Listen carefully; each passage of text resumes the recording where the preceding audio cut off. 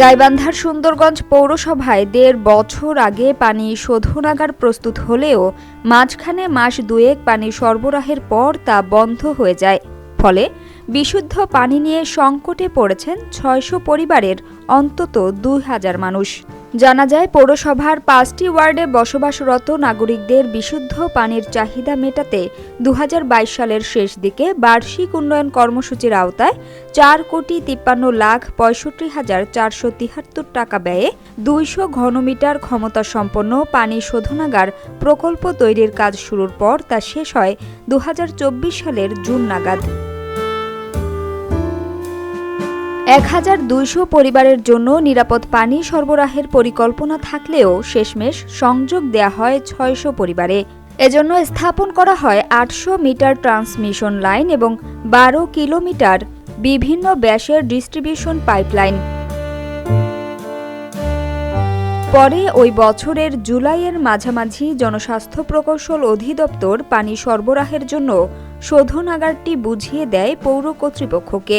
কিন্তু পৌরসভায় প্রকল্পের আওতায় ড্রেন ও আরসিসি রাস্তা নির্মাণ করতে গিয়ে ঠিকাদার ৫০টি হাউস কানেকশন কেটে ফেলে। ফলে বন্ধ হয়ে যায় শোধনাগারের পানি সরবরাহ। কয়েক মাস ধরে পানি সরবরাহ বন্ধ থাকায় বিশুদ্ধ পানি সংকটে পড়েছেন পৌরসভার ৬০০ পরিবারের অন্তত ২,০০০ মানুষ। পানি সংকটে ভোগার জন্য পৌর কর্তৃপক্ষের অবহেলাকে দায়ী করছেন স্থানীয়রা।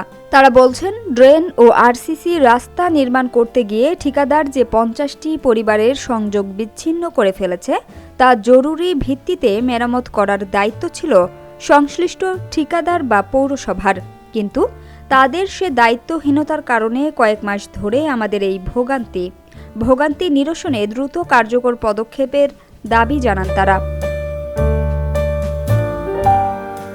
জনস্বাস্থ্য প্রকৌশল অধিদপ্তরের উপসহকারী প্রকৌশল কার্যালয় সূত্র বলছে, ড্রেন ও আরসিসি রাস্তা করার সময় কেটে ফেলা পানি সরবরাহ লাইন মেরামতের দায়িত্ব ছিল পৌরসভার।